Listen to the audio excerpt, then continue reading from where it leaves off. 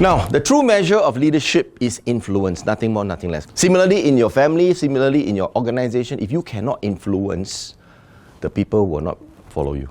The foundation of all leadership is relationship, the ability to get along with people. Now, if you have no influence over people, it's impossible to lead.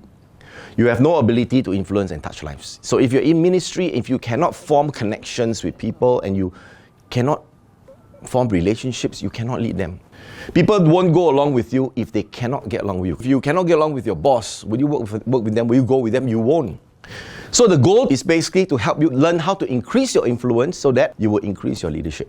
Whether it's home, whether it's organization, whether it's church, etc. Okay. Over here, what do these people have in common? Pope Benedict, Mother Teresa, Jackie Chan is even there.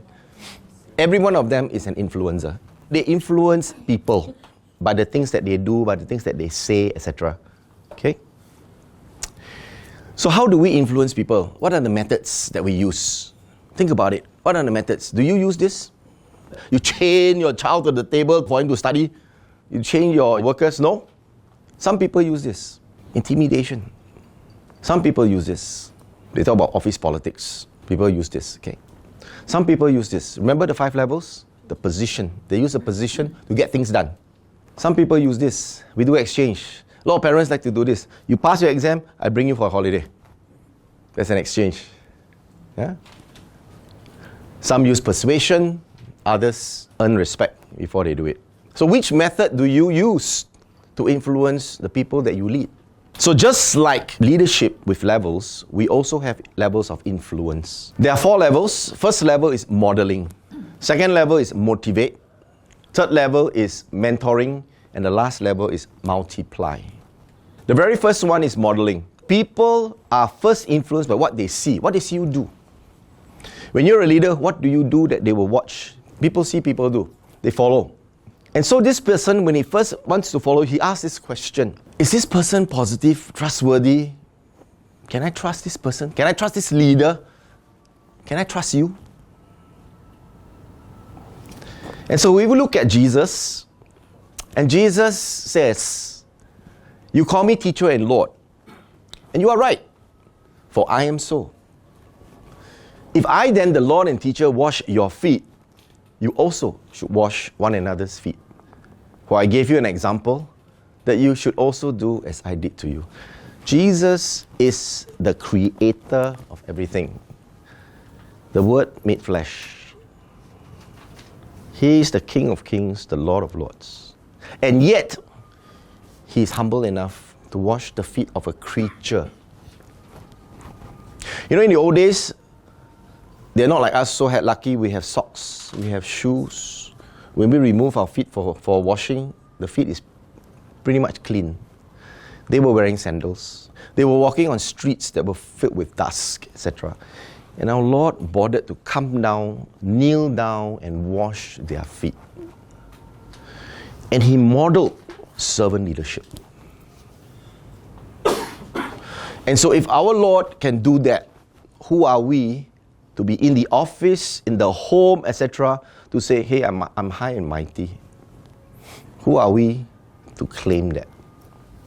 We should be like Him, a servant leader, modeling so that others can follow. Leadership is an opportunity to serve. It is not a trumpet call to self-importance. It's a privilege to be a leader. The next is motivate. You encourage and communicate with people on an emotional level, heart to heart, not head to head. And over here, Jesus said in Matthew, come to me, all of you who are weary and burdened, and I will give you rest. Take my yoke upon you and learn from me, for I'm gentle and humble in heart. You will find rest. My yoke is easy and my burden is light. So He's motivating us, come, because I will give you rest. Come to me. So the Lord uses heart to heart to encourage people to come and follow His influence. He's influencing them through that method. Okay. Next is mentoring.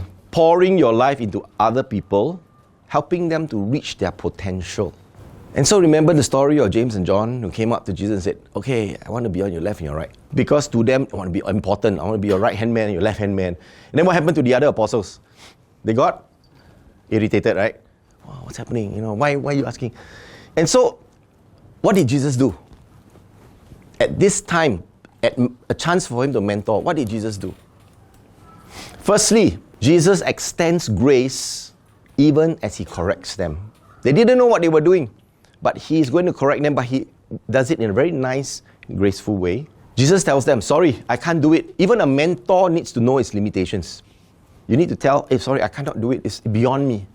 And that's what Jesus said, it's beyond me. I don't even know who's going to be on my left and right. Only the Father knows. But he starts off by listening. Sometimes we forget. The people who we lead, they come to us with issues, with problems. We don't listen. We just say, no, just brush them aside. Our children come to us, we don't listen to them. And so Jesus mentors during the period when they are together. He doesn't pull them aside, etc. He allows that to happen. Jesus saw a problem as an opportunity of a teaching moment. He didn't brush them off straight away. He allowed them to finish, and then he used it as a teaching moment. He asked, can you drink the cup that I'm going to drink? Jesus was patient and let it play out. He didn't fix it before it could fully develop. He didn't stop them in their tracks when they first asked, can we sit on your left and right? No lah, cannot lah. He didn't say that. He let them ask the question. He let them finish what they wanted. Then he created an opportunity for them to come to a realization that it is not so easy that you can just sit on my left and my right. And the question asked was about destination. The two brothers were asking, can I sit on your left and your right? Jesus' response was about a journey. Leadership is a journey. So he was helping them to understand as well. The last level is what we call multiply. You help people you are influencing to become positive influencers in the lives of others, okay? So we want people like this. At the end of the day, they're very motivated to go out there and influence. And how did Jesus do that? Jesus picked 11 men. Okay, one left him. Judas didn't go. 11 men who were just nobody. Fisherman, tax collector, a zealot. And he put these 11 men, made them into fearless men. Fearless for the gospel. At Pentecost, Peter came out and he preached fearlessly. Peter and John were in front of the Sanhedrin and they were fearless in defending the faith. How could fishermen in 3 years be transformed into such bravery? Can you imagine? It's impossible. And yet, it happened.